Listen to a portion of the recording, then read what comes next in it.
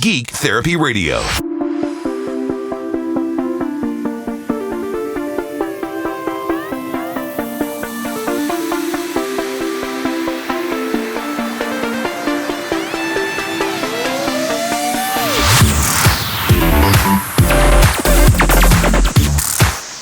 Welcome to the Geek Therapy Radio podcast. You've got your mental curator, Johnny Hamburger. Thank you so much for enduring the shows that get a little bit off of geek topic. I'm not sure if getting off geek topic is so much a good description of what I do. So the broadcasts tend to be a little bit different than the podcast. They tend to be a little bit more broad in scope. So the last broadcast I made, I spent 3 segments or so talking about how the pandemic and being under quarantine only kind of fosters this sentiment of ill will towards our neighbor, or prejudging our neighbor based on a very small fraction of their life. That will judge 100% of their life. We will prejudge 100% of their life because of one little tiny fraction of a percentage of it. So, their politics, their religion, how they look like, their race. If they uploaded something stupid to the internet and took it down and we don't allow them to explain ourselves, we judge them their entire life based on one teeny tiny little small thing. And that's what I spent the last broadcast talking about. I'm not going to go over it again here in this podcast, I promise. I just wanted to tell you and say to you, thank you for allowing me to vent like that. That is a bit of geek therapy to me. And it is within the scope of Geek Therapy Radio, because from the very beginning, my whole point is that we have way more in common than what divides us. So if you differ with your friend or your family member or your neighbor on politics, let's just say, we have so much more in common outside of that we can bond over, and that are way more important to make up who we are. Not that politics are important. I'm not saying that. I'm not saying don't vote. I'm not saying don't pay any attention to politics. I'm not saying that. I'm just saying that's one small portion of our life. What makes us human and what makes us connect to each other is so much more than just politics in this case. We all have the same struggles. We have same but different struggles, different but same struggles. We love the same. We have the same emotions. We care about the same things. If you find somebody who you really disagree with and ask them what they do as a hobby, hopefully they'll say something like, oh, painting, or I make wicker baskets, or I like to work on an old classic car, or play video games, or build PCs. And you'll say, me too. Or that sounds cool. Let's have a beer and come over one Saturday to the driveway and let's show me that, or let's talk about that. Oh, me too. I'm into that same thing. We can find some common ground. We can find common ground. So if we judge somebody 100% of their life based on a fraction of a sound bite, then what can other people judge us for? Because nobody is perfect, and there's so much more that makes me, me, and there's so much more that makes you, you, than just one aspect of it. So that's what I talked about in the last broadcast. It was a more broad topic. The radio station I'm on, the only radio station I'm on right now, tends to be a little bit more conservative, and I'm not saying that as a bad thing. I'm just saying the listener, the P1, so to speak, it's more of a conservative listenership, and not that liberals don't do the same thing. If we were talking about politics, it's just I thought we need reminders once in a while that our neighbor isn't so different from us. And if we prejudge others based on one little fraction of a thing, that means others can judge us. And if someone's judging me on one thing or judging you on one thing, that wouldn't be fair. So let's give each other the benefit of the doubt. And I just wanted to remind my audience, no matter where I caught them, no matter if they're conservative or liberal or independent, don't care about politics, do care about politics, whatever, black, white, brown, doesn't matter. We all have way more in common. So let's try. A challenge to ourselves is to give each other the benefit of the doubt. Okay, so now that we're in the podcast, I can be a bit more specific, and we can do a little bit more deep diving, a little bit more extrapolating. We can definitely go down more rabbit trails. I still don't know why my microphone needs a little blue pill. It keeps drooping down away from my face, but we'll deal with that. So today, what I wanted to get specifically geeky about in this podcast are actually two things. I'm going to start with the first because I don't know if I'm going to talk about this less. I don't know if I'm going to talk about this more, but this is just the subject that I want to talk about. It is what I'm geeking out about the most right now. A few days ago, I was scrolling through the iPad, and one thing that Chrome does is when you open up a new tab, it brings up a bunch of suggestions, a bunch of news stories, a bunch of things based on what you've browsed, it thinks that you're going to like. So I see a lot of little news stories and articles about new single board computers. I see a lot of Nintendo articles. I see a lot of flight sim articles. I see a lot of retro computing articles. I see all sorts of really astronomy articles. Quick side note, Mars is extremely bright in the northern hemisphere right now. It is at its closest distance to Earth right now, so it is as bright as Jupiter, if not brighter. It is extremely bright. It comes out around midnight, or a little before that, but it's at its highest about midnight right now as of recording, and it's super bright, southwest sky. It is beautiful, and I'm going to bust out my telescope, and I need to try to get as good shot of Mars as I can with the telescope. It's a Dobsonian telescope. It's not tracking, so it's going to be more difficult to do, but hopefully you'll just be able to see that it's red without adding any filters.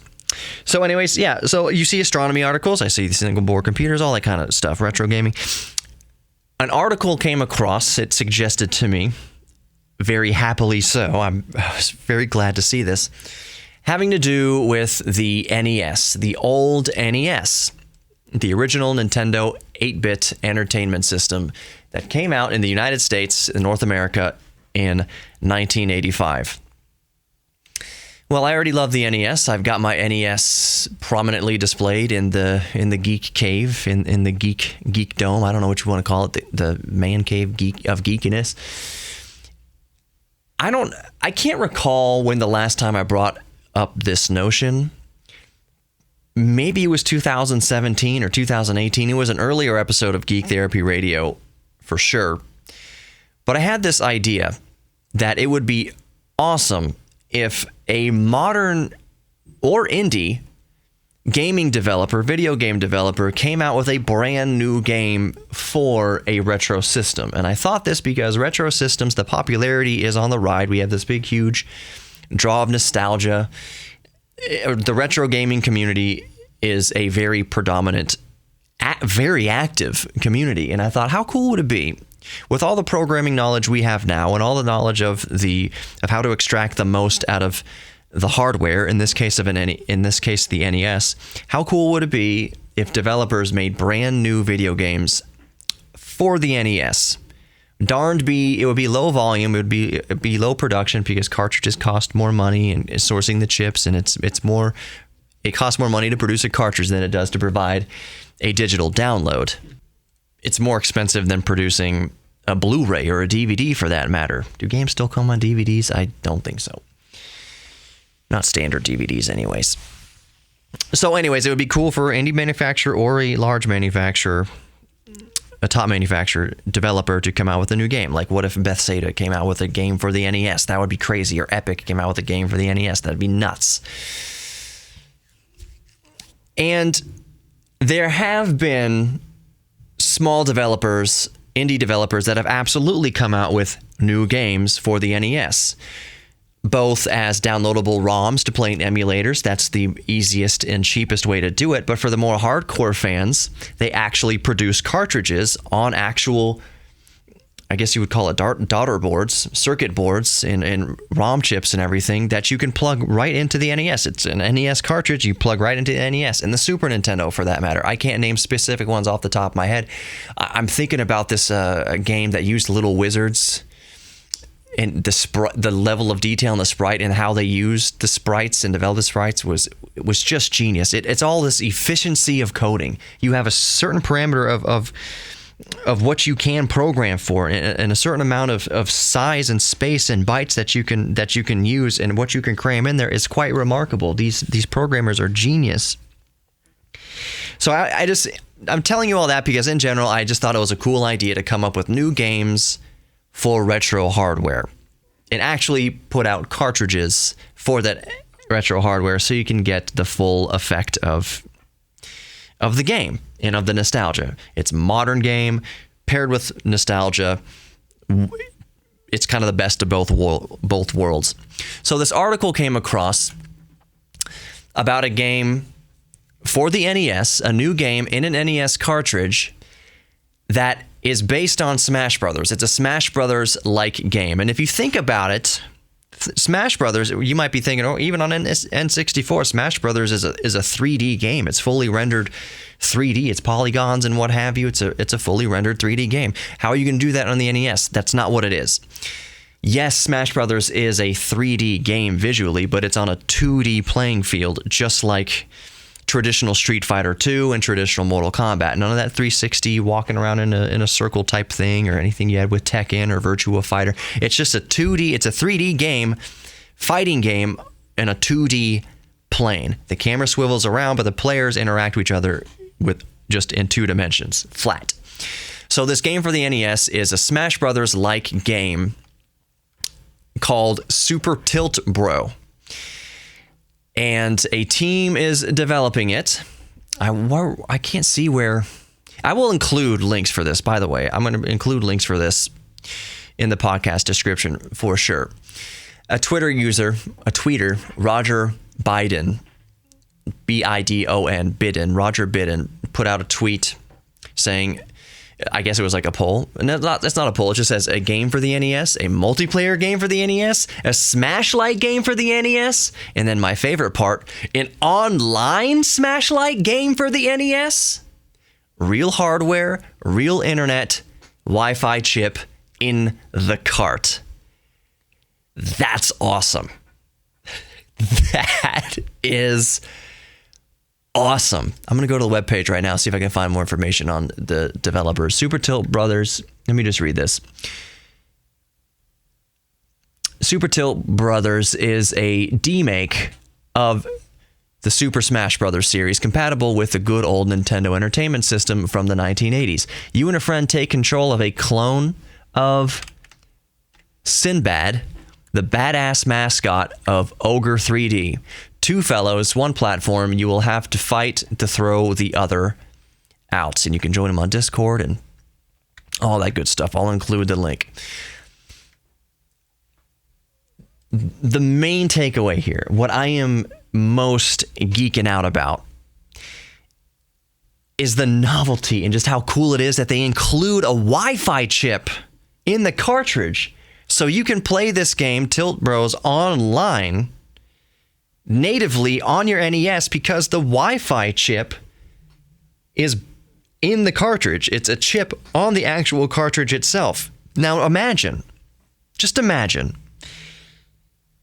you dust off your old NES, you've ordered Tilt Bros off the internet whenever it comes out. There's no specific release date that I'm seeing yet, but maybe about one day. But now just imagine you have it, regardless of when it comes out. Just imagine you have this cartridge, this new NES cartridge, and you slide it into the NES system. You've plugged it into your TV. Maybe you still have an old CRT TV, a tube TV. I just had a listener in the Netherlands, Kenzo, I think his name is. What's going on, Kenzo? Tell me that he just procured an old Sega Master Drive and Super Famicom and whatnot, and an old tube monitor, and that he doesn't have a lot of time to play retro games right now because he has kids. To which I replied, one day the kids are going to grow up and they're going to appreciate it and you can play it with the kids. That's one of the glorious things about it. It's awesome that he got this set up because one day he'll be able to share it with his kids, as well as enjoy it himself. But now just imagine you have your old NES or Famicom, you got this new NES cartridge and you plug it into the NES and the screen comes up on your CRT. And the static is on the screen, and you put your hand close to the screen, and you can feel the hairs on the back of your hand tugging towards the screen. All that vintage goodness. But the cart, you turn it on, and you get to select a server, what part of the world you're in, so you can connect to other players that also have the cart, or I would imagine are playing through an emulator. But let's, for sake of total coolness, it's 2 NES systems in the same city, in the same continent, across the world from each other, playing the same cartridge, playing the same video game, over Wi-Fi. They're playing online with each other on an NES natively. Is that not one of the coolest things that you've ever heard of? I can't stop smiling. I've been thinking about this for the past few days. I'm going to follow this story closely, this development of this game closely, and I can't wait to get my hands on a physical cartridge. The link you'll see to the tweet shows a little bit of a video clip, which is awesome. The game itself actually looks good. I mean, it looks like a fun game. If it has any of the mechanics, any of the replicated mechanics of Super Smash Bros., and the satisfaction you get by chipping away at the damage from the other player and then just doing a charged punch at them and just knocking them off the screen, and the side of the screen explodes when they go off. Smash is a fun game, and seeing it on the NES, it's not a port of Smash. It's not a direct port of Smash, but it's a Smash-like, quote-unquote, game, and it's going to be very satisfying to play, hopefully. It'll look satisfying to play, and just the fact that you can play it online with other players around the world, it takes the coolness factor just over the top. And I am geeking out hardcore about this. Super Tilt Bro. Let me see what more I can read on the website, even though I'll include the link below. There's an area where you can support the game. They've got a Discord server. Here's a little update they left. Hello, if you are searching for a cartridge, it is too early. If you're looking for the princess, she's in another castle. If you're searching for a cartridge, it is too early. Game carts exist, but are only prototypes. You can follow to be notified of news or join the community on our Discord. Thank you for your interest. Heart. So prototypes exist, obviously, like they just mentioned. And there's a map of controls beneath here, and I'll tell you what they are because the NES controller has all but two buttons, really, action buttons, A and B. And then you can argue select and start. Really, everything is a button on the controller, even the directional, the D-pad. But there's only two action buttons. It's not a very complicated controller is all I'm trying to say. So here's the button configuration for the controls. D-pad left is move left. Up is jump, just like in Smash Brothers. Right is move right, and down is shield. So I'm guessing down is like a block. Select is unused, and start is unused. B is special moves, just like Smash Brothers, and A is attacks. You don't get much more basic than that, which is glorious. The best games have basic controls. Says you can use different moves by holding a direction when pressing the attack or special move button, just like in Smash Brothers. This is so cool. I highly implore you to go into the podcast description and look at this website. You can download a ROM. You can download Super Tilt Brother and play it in an NES emulator. So if you want to load it into, what's the most accurate one? Was it Mugen? Let me see. I've got my laptop open over here. I'm going to just talk loud so you can, it's not on my, I think it's called Mugen or Mupin, something like that. It's easy to find. It doesn't matter what kind of NES emulator you use, what program you use, just download Super Tilt Bro. I'll probably just include the link to download it in the podcast description as well. What an awesome description of the podcast. What goodies to be found in here. I can't wait for the physical cartridge to be available to the public. This is seriously so cool. And forgive me for just going on about this if it feels like I'm going on about this, but it's so neat. I'm giving you good details. If you don't click on the website, if you don't, click on the link in the description, I've told you what the controls layout are. I told you basically how to go find the game, basically what the game is. And I hope I can get you as geek amped about it as I am. I don't have a dog in the fight other than I think it's cool and I want to share cool things with you. This is some good free promotion for these fellas developing this game. Maybe I'll try to get them on and see what input they could give. Very, very cool.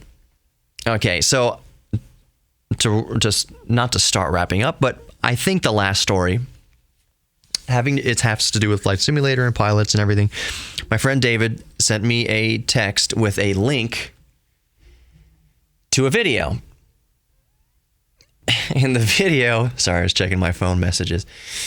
And the link to the video was from what's the website called?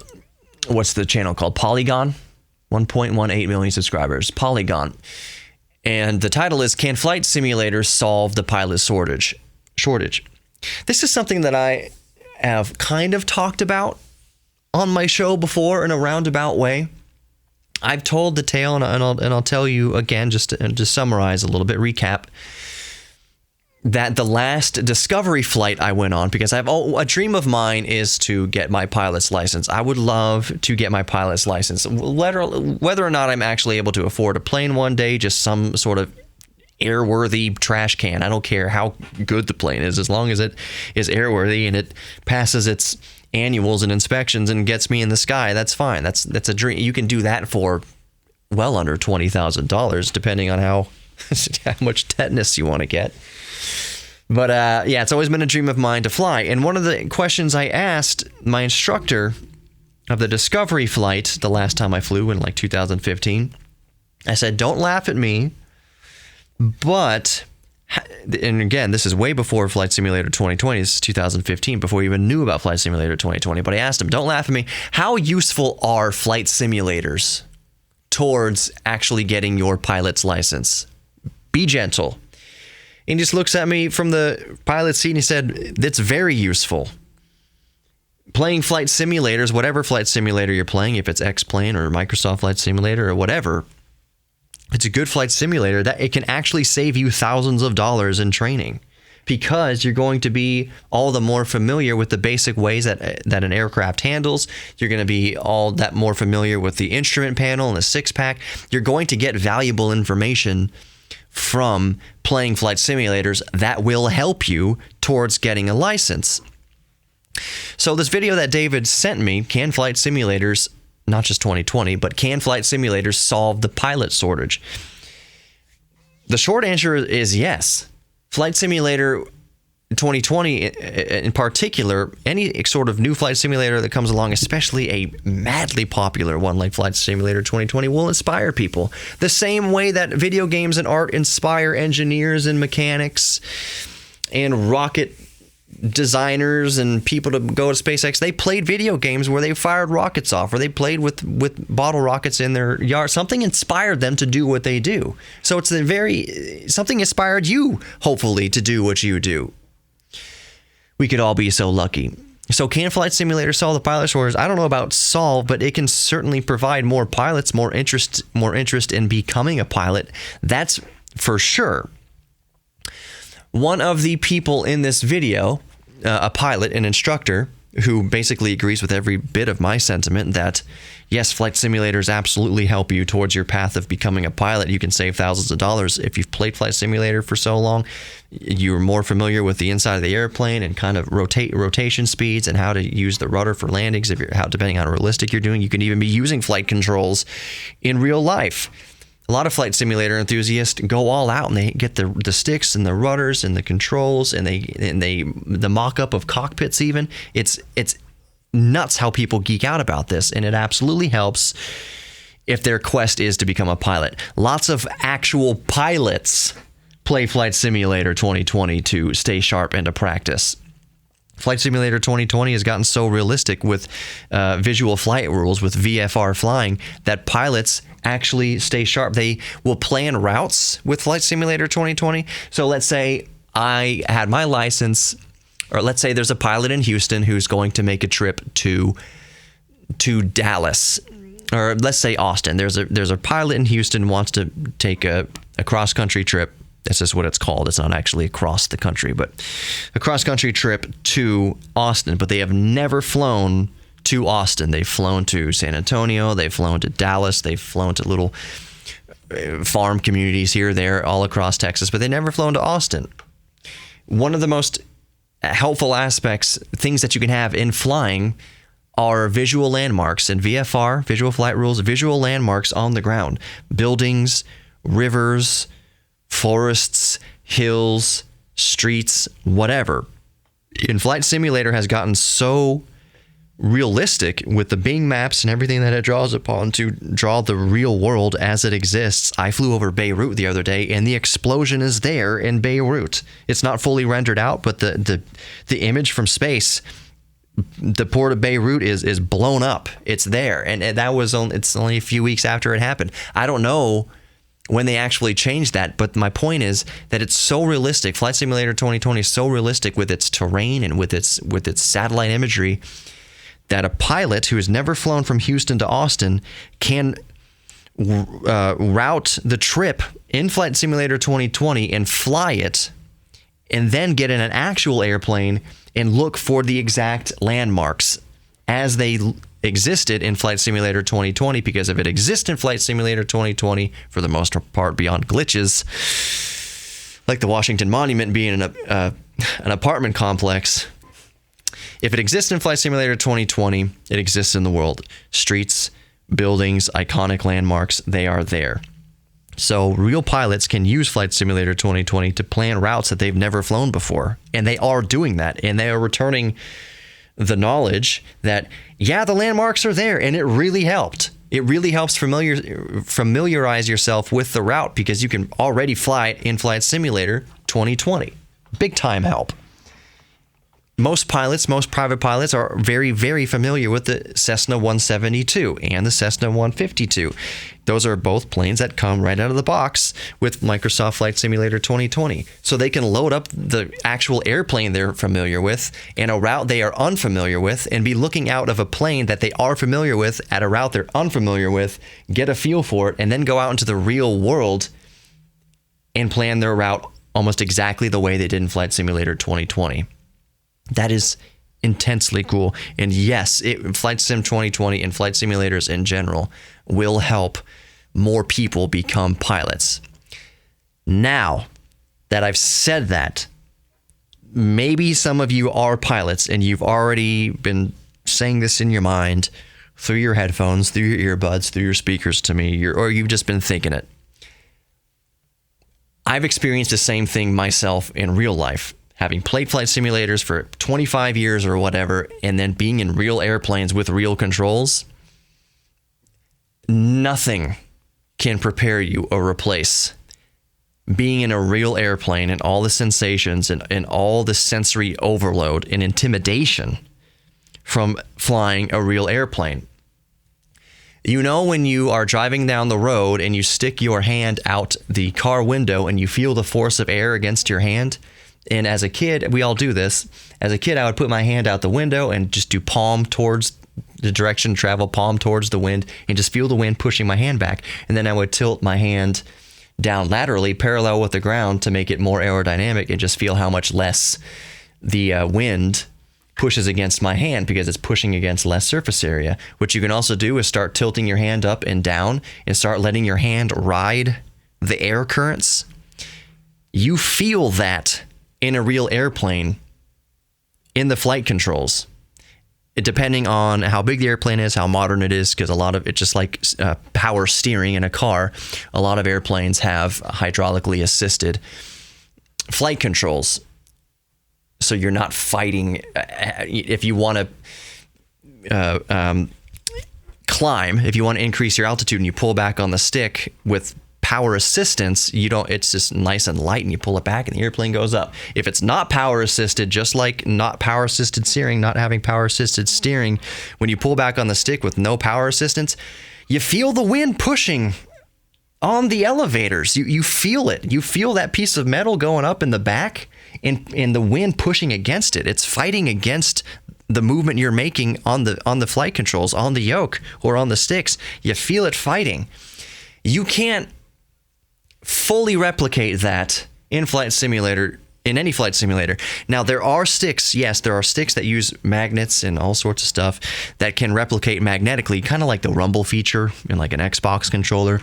You can simulate that feedback, that force against your hands. There are very expensive flight controls for computers that absolutely replicate that. Do you remember video arcade racing games that would like fight you. You know, the steering wheel would like fight against you turning to kind of simulate the feel of trying to turn real tires on the road. That's kind of what more advanced flight simulator controls do. But it's nothing like the real world. When you're in a real airplane, the other thing that's happening, there's a lot more noise going on. The engine in the airplane is like a living, breathing thing that you need to pay attention to. Even in the most real settings for Microsoft Flight Simulator, you don't feel the engine, let's say in a Cessna 152 or a 172, shaking the entire airplane. And you're not, even in the realest settings in Flight Sim 2020, you're not so worried about the engine failing. Yes, you can set failure settings, but you can't feel the engines in your butt cheeks like you can in a real airplane. And there are pilots who know what their engines are doing based on what it feels like in their butt cheeks and in their hands. Just like a car. Just like I've said with the DeLorean, I know if there's something wrong in the DeLorean, I can feel it in my hands and I can feel it in the balls of my feet. On the accelerator, oh, that little vibration's not quite right. I need to check. I think it's having a misfire, or maybe a cylinder seal isn't so great. You can feel it. And the same thing in an airplane. You can't replicate that in a flight simulator.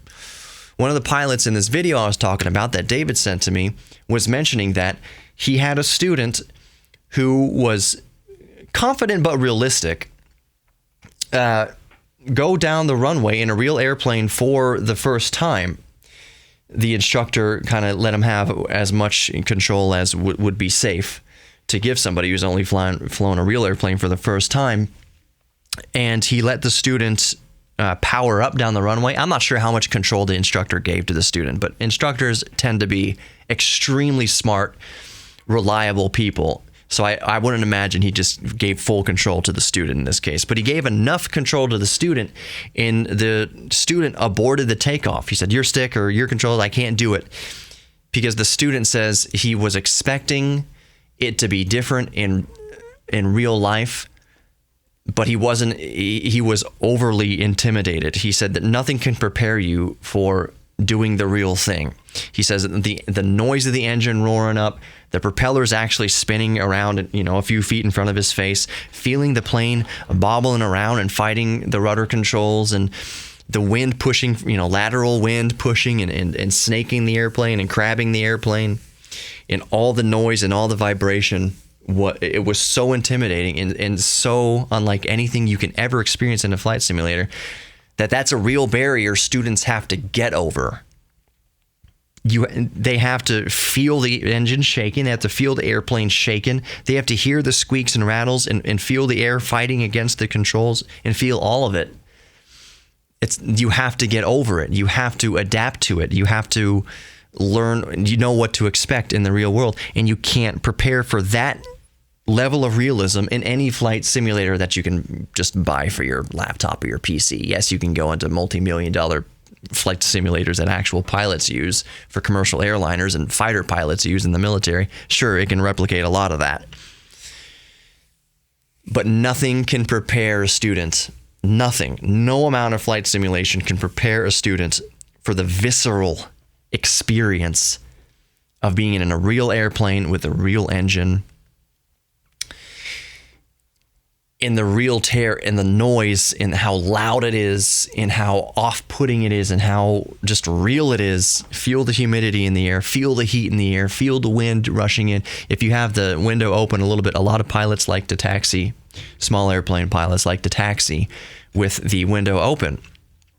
On a lot of airplanes like a Cessna 152, 172, and I guess it completely depends on the model, air conditioning is, just like a lot of cars, even in Europe and northern climates, having an actual air conditioning in a car is a luxury. Having an actual air conditioning in an airplane is a luxury. Small airplanes, they pipe in the cold air when you're at altitude. That's how it cools off the cabin, is you pump in, however, the air from 9,000 feet.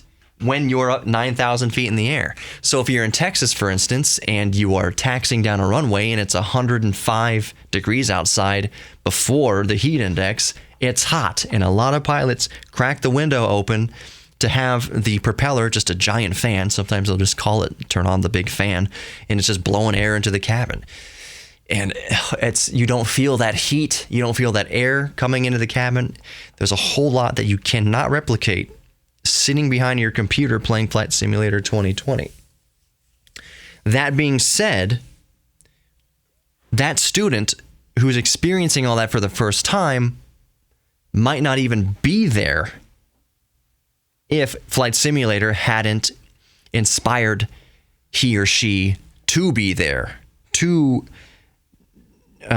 not take that chance, but to dive into getting a pilot's license and take that first step. Flight Simulator is going to encourage a lot of people to experience how real it is to fly a real airplane.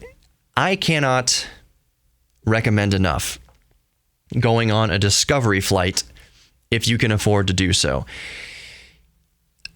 The cost varies, but usually it's around $100 US. Around Houston, it's usually $100 US, and you go up for 30 minutes or however long the instructor is. Sometimes you go up longer, and it's a slow day, and you just kind of mess around in the airplane and whatever. The last discovery flight I did, I think it cost $100 in 2015, and when we simulated an engine out landing. He's like, I need to get more hours. I haven't completed. He was a pilot for the small airport. He goes, I need to just stay current on my, procedures, and I need to simulate an engine out landing. Do you care if I do that? You seem cool. You seem cool with this stuff. Like, yes. You want to do a barrel roll? Yeah, let's simulate engine out. So he didn't kill the engine. That's insane. But he adjust the mixture, and he throttled all the way back to just idle. So the airplane's just idling. We are not gaining any more speed. He was going to land the airplane and do the approach to the airport. He even called into the tower, to the flight control for the area, that he was going to simulate an engine out procedure. So it'll be a short final or whatever he said. It's not going to be the whole dogleg thing and circling the airport and da-da-da-da. Short final engine out training. In the ground radio people said, that's cool, whatever. Pretty much in pilot speak. Like, here we go. And he shut down the engine, put it to idle, and we just basically glided back to the airport and scared some golfers because they didn't hear us coming, and we were pretty low over their heads on the approach, on the very final approach. And it was really fun. And that cost about $100. But I also need to say, pilots are, if you know any pilots, like if you ran into a pilot at the bar and asked, hey, would you ever take me up? 99% of pilots would just be like, hell yeah, let's go. What are you doing tomorrow? They look for any excuse to fly. And so many pilots are so encouraging in sharing the gift of flight and the inspiration of flight to other people that you could literally bump into one at the bar or the supermarket and say, will you ever take me up sometime? Yeah, and you do it for free. A lot of people augment their hours by knowing a pilot, having a family friend, or meeting somebody who will let them log hours in the airplane for free. They don't have to pay for fuel. They don't have to pay for flight instruction hours. It's just a pilot is nice enough to let them log hours. That pilot cannot certify you. You can't log hours and have that same pilot certify you. You have to have an actual flight instructor certify you, and it's only at the discretion of the flight instructor in the school as to whether or not they'll give you a license. It has nothing to do with how many hours you've logged. You have to meet a minimum amount of hours to be eligible to be considered for a pilot's license. It's not like you get your 40 hours and then here's a pilot's license. Nope, you get your 40 hours, you take your final test after 40 hours, the instructor can say, I don't think you're ready yet. You need a little more time. So you might be 45 hours, 50 hours, 60, 100 hours. You might put hundreds of hours into flight training and never have the instructor or any instructor tell you you're ready to drive. It's the same thing as getting your driver's license in the United States.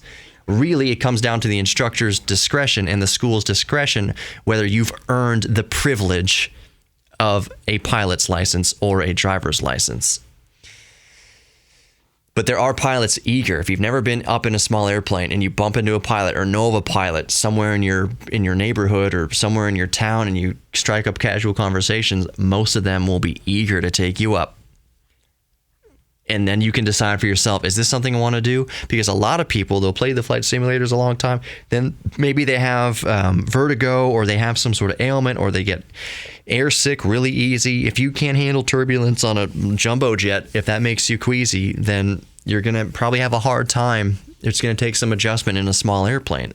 There's a lot of people who play flight simulators, well, enough people who play flight simulators for a long time, and then they go up in a real small airplane and it's a bad experience. They don't like it. They weren't expecting. They get queasy, they get sick, or they get terrified, anxiety attack, panic attack, whatever.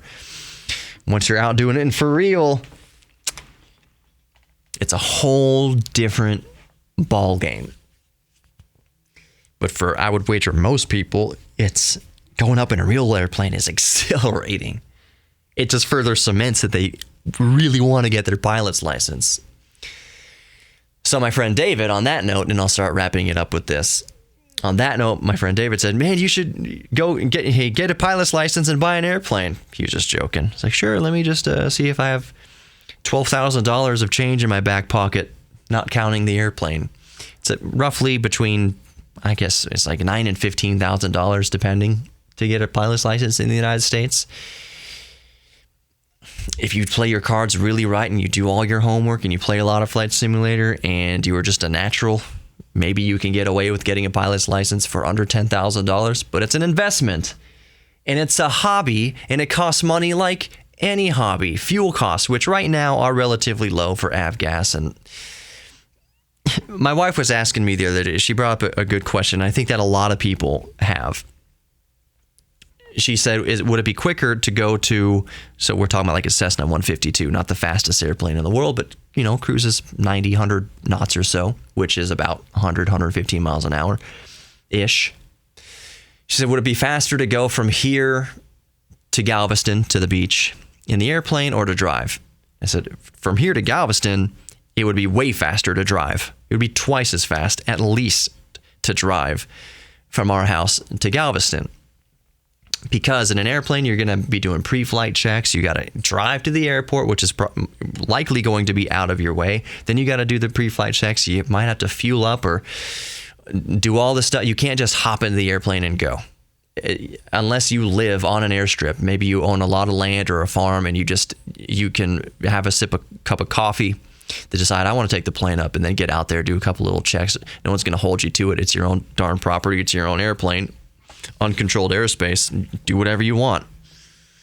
But if we had a little Cessna 150, it would require driving to Sugar Land Regional Airport or wherever the nearest airport is, doing the checks on the plane, renting the plane, all that stuff. It would take a long time. That's not to say that flying to Galveston wouldn't be amazing. And just talking to my wife, I said we'd fly to Galveston for the experience of it. And we wouldn't just fly and land. We'd be flying up and down the beach, having a good time at the beach, doing sightseeing, flying out over the Gulf, flying out over oil rigs in the ship channel. And we'll probably go fly up around Mom's neighborhood in Kingwood. We'd make a day of the flight. It wouldn't just be A to B, Sugar Land to Galveston. The actual flight would be very short. The actual flight would be minutes compared to driving, but it's everything you do before the flight and after the flight that winds up taking a lot more time. If your goal is to plop a towel down on the beach and just enjoy the day as quickly as possible, that's not going to save you any time. However, you would save a lot of time versus driving if you were going to drive from, let's say, if you're going to fly from like Houston to, I would say, out of state. If we were to fly, here's a good example. If we were to fly from Houston to see her parents in Virginia, that's a very, very, very long drive spread out across multiple days. In a Cessna, 8 to 10 hours total, including pre-flight and post-flight and all that kind of stuff. 8 to 10 hours, depending on which way the wind is blowing, literally. Depending on how many bathroom breaks you need to land for. You don't have to land. You can be a trooper. I can use a 20-ounce Coke bottle. Depends how much of a trooper anybody else in the airplane is. But yeah, it depends on which way the wind's blowing. And I would say any kind of lengthy car trip, road trip, it would be shorter in an airplane, even counting all the extra things you got to do to fly. It wouldn't be any cheaper. Airplane fuel still costs more than normal vehicle fuel, but it'd be an experience. All going back to what I said, that flying is a hobby. Like anything else, it's for most people, it's not going to be something that you do out of practicality. It's going to be something you do for a thrill, something you do out of luxury if you can afford it. But to the point of cost, I have the same argument that I have versus getting into classic cars and restoring old cars and what have you. You can be cost effective about it. And it's similar to any other hobby you would get to. For instance, there's so many people who golf and say, oh man, classic cars and flying, getting a license, that's a waste of money. That's so expensive. Well, you know what? How much do you spend on golf over your lifetime? I bet you it can, not in every case, but it certainly can be comparable. If you're the type of person who's spending thousands of dollars on clubs over the course of your lifetime and in lessons and in green fees and memberships, any hobby that you pour your heart and soul into can cost money. And it doesn't mean that having a pilot's license is going to cost you any more than golfing would or restoring classic cars would. You can do it cost effectively in what you can afford. If you can afford your own airplane, great. What a lot of pilots do, though, is they share an airplane. They go in. So let's say you get your pilot's license and you don't want to get a $15,000 Cessna 150 from 1952 or whatever, which is just as reliable and just as airworthy as a modern plane, by the way. You have to pass inspections and annuals and prove the airworthiness in order to fly. Just because it's an old plane doesn't mean it's an unsafe plane, structurally speaking. If you don't want to get some flying tetanus shot tin can in the air, what a lot of pilots do is instead of spending $20,000 on an old rust bucket, they'll go in $20,000 with 4 or 5 other people and get a really nice $100,000 airplane. A really nice $100,000 airplane with a good avionics, air conditioning, some modern. It's more like a flying Toyota Camry, basically. It's nicer to be inside, smoother, autopilot, really nice. And the beauty of that, when you share the cost of an airplane, is it costs as much as an old rust bucket, and you'll probably get to fly it just as much as if you bought your own rust bucket. You just wouldn't have that knowledge that, hey, I own this, I can do it whenever I want. But really, the way it works out, it's like a timeshare, kind of better than a timeshare. You're in a group of friends of people who own the plane. Maybe they're not the plane. They are not your friends necessarily, but you have them in a group text and just be like, hey, is anybody using the plane Saturday? Everyone's like, no. Okay, well, I'm going to take it out. That's fine. You need to fly it. Somebody needs to be flying this thing. And odds are that when you want to go, it'll be available. It's only 4 or 5 people. And in the end, with 4 or 5 people who own one thing, it's not terribly hard to coordinate. Hey, I'm thinking about going on vacation this week in August. Give everyone 2 months of a heads up. I'm going to take the plane for a few days here. We're going to fly up to Colorado. Sure. No one else is using it. There's a good chance that no one else is using it for that exact time. And all of you, 4 or 5, 6 of you, have access to a really, really nice airplane almost whenever you want. There's so much that goes into aviation and getting a pilot's license and so much joy, and it's not without its struggles, I would imagine. I don't have my pilot's license. I would love to have a pilot's license. I reached out a while back, and I really will start wrapping up. I reached out a while back to a flight school around Houston and saying, hey, would you give me ground school in exchange for me promoting your school on my show? And the guy was really interested, but then I didn't hear from him again. And I thought it'd be worth it.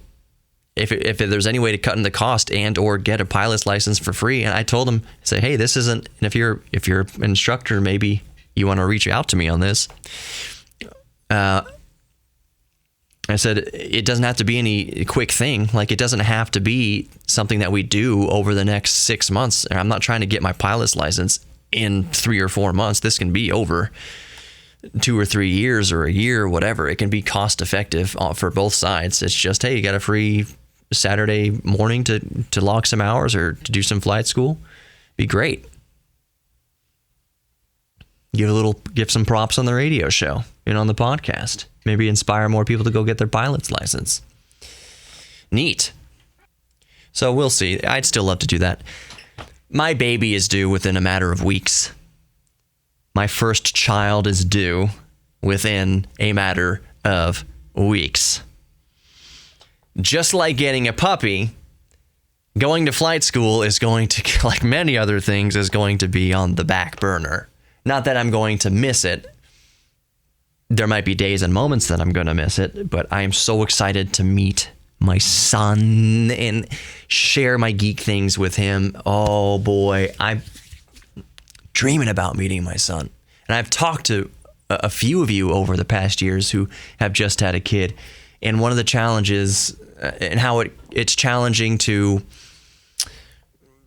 keep up with your hobbies that you used to be into, because it's just a nonstop train of poopy diapers and snot and barf, and you're every 2 hours, and you're not sleeping, and you're still working, and you're coordinating babysitting and childcare and all that stuff. And it's to which my reply, and I'm about to experience it firsthand, is, the geek thing's always going to be there.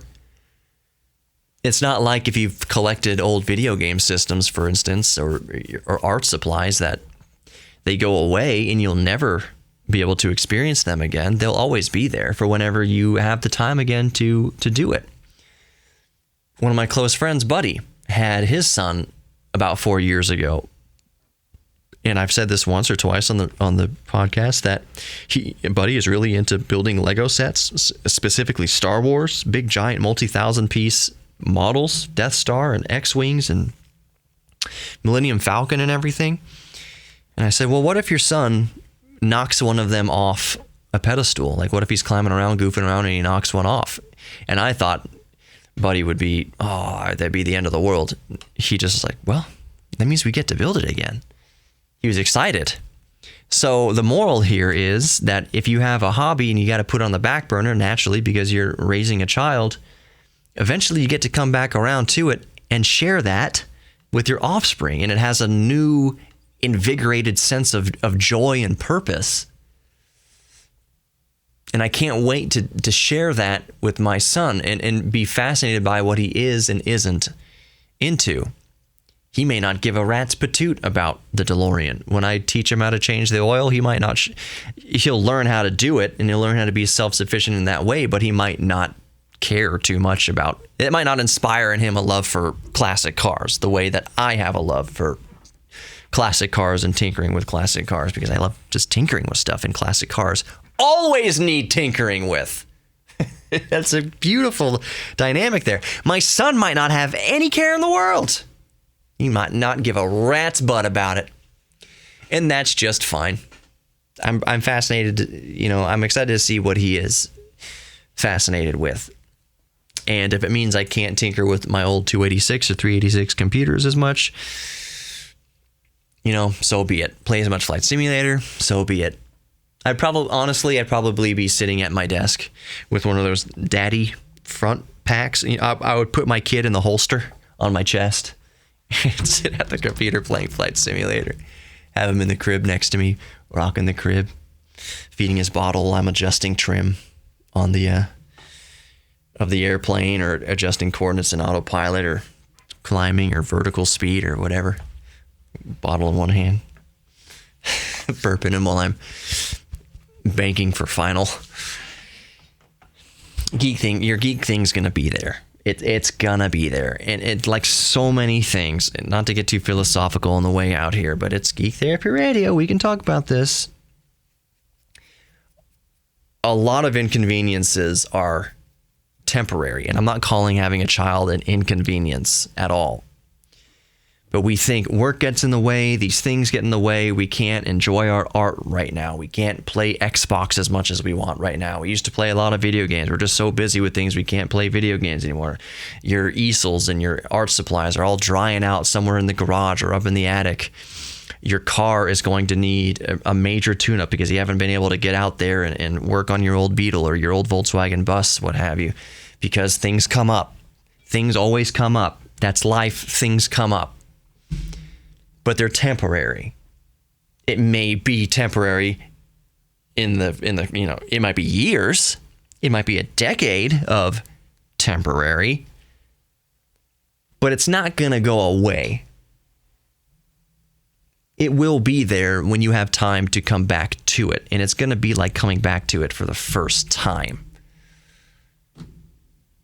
The geek therapy in that moment, in those moments when you rekindle the geek thing, is going to feed your soul like you may have never imagined. You will appreciate it so much more. I can already tell I'm going to appreciate getting back into geek hobbies that I might have to put away raising a kid when I can share it with my child. It's going to be all the more meaningful. But they're going to be there, the hobbies. Video games aren't going to go away. And when your load lightens up, that's when you can rekindle the hobby. And maybe if you have a free moment here and there, even though we all say we're so busy, I still maintain that if we're honest with ourselves, even though we're really busy, we still find time to waste. So even if you only have 5 minutes here and there to indulge in a geek thing, maybe your hobby is classic cars and you aren't able to work on cars the way you used to. Well, maybe subscribe to a good magazine on your phone or on your tablet or something. And when you're going to the bathroom for daddy time or mommy time, you can read articles and live vicariously, your geek thing vicariously through others, just as a stopgap. And I think we do that all the time anyways. That's what we freaking do on YouTube all the time. We're geeking out vicariously. A lot of you listening right now to me with busy schedules are geeking out vicariously with me, waiting until you can get back to your geek thing. There's a lot of us in that boat, and they're going to be there. I promise you they're going to be there. Don't give up on it. Don't give up on yourself. The geek thing's going to be there waiting. Hey, haven't seen you in a while. It's going to be like no time has passed. You have a friend like that? A lot of us have friends like that.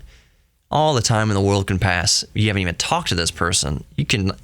Some of us have friends that we might not see for 20 years. And then you'll get a chance to see them, and it's like no time has passed. You just pick right up. I'm thinking of my friend Adam in Louisiana. I haven't talked to him, man, in years. And that's kind of the way our relationship goes. We don't see each other for a long time. And then when we meet up again, doesn't matter where we're at in life, it's just like we're in high school again. It's like no time has passed. And that's the way it is with a lot of geek hobbies. Now, if your geek hobby was like mountain climbing and you don't get back to it until you're 80 years old, there might be some considerations. You might need a little bit. Maybe you're not going to climb K2 when you're 80 anymore, but there'll still be some hiking trails. You can get it. You can get at it.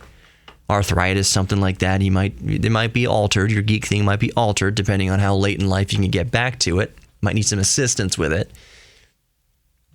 But it'll be there. So don't lose hope and lose encouragement that you're going to lose it. That is, use it or lose it. It's not the case with most geek things. If you don't use it, it's like using it again for the very first time. Firing up that old PC. I can go on and on about this. Just be encouraged. If you're going through a period of your life that's it could be a period of your life that's not particularly busy, and that could be the problem. You're too depressed. Food has no taste. Color has no vibrance. It has no smell. You're unmotivated. The things you used to love, you just can't find the motivation to do it right now. It's okay to be depressed. It's okay to hurt right now. Just because you're not interested in a hobby that you used to be very interested in doesn't mean that the hobby's not going to be there when you come back, when you come around. Maybe you'll find something else while you are depressed that helps you more than the old hobby. Just embrace your geek thing, even if that geek thing is dynamic and changing, or you don't really feel like being a geek about anything right now. Just focusing on yourself and taking time to think and deal with things. It's okay. Geek things will still be there when you're ready. Thank you so much for listening to Geek Therapy Radio Podcast. Thank you for listening to my broadcast and when I go off on deep kind of tangential things. It means a lot. Thank you so much. You are worthy of love. You're worthy of giving love. You're worthy of receiving love. And you're worthy of your own self-confidence. Even if you don't believe it right now, I believe it. And there are people in your life that do believe it. You haven't talked to them in a while. They believe it. You have value. You are worthy. You are worth investing in yourself. Thank you so much for listening. Contact geektherapyradio.com, the form right there. Email geektherapy@iheartmedia.com and get at me on Instagram and Twitter and Facebook and all that good stuff. Just type in Geek Therapy Radio to all that good stuff. Look for the red, white, and black color scheme. And that's me. And that's it for the plugs. Check the podcast description for cool, fun things. I'll talk to everybody soon. Peace out.